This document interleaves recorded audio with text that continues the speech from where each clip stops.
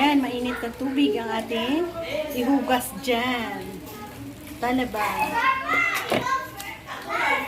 Pagkatapos hugasan, transfer natin dyan. Next ay ginger.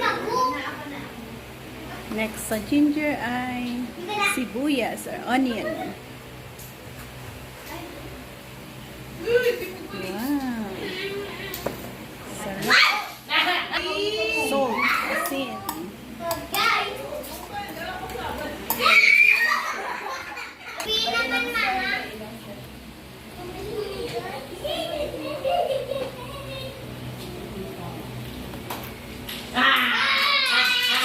Marami ang pakakainin ng ating chef cook for today. Dahil sa masarap ang kanyang niluto.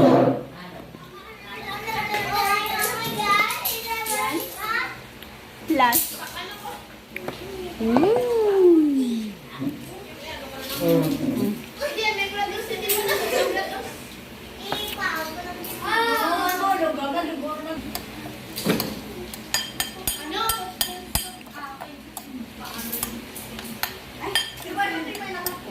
Yan, nilagyan ng vinegar, hindi natin na ipakita sa inyo. Pero yan na. Yan ang ating, anong tawag dyan?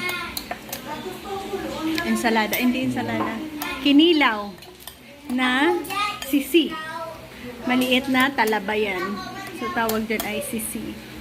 So, thank you again for following our whole process ng ating paggagawa dito. Bye-bye, God bless, and happy eating.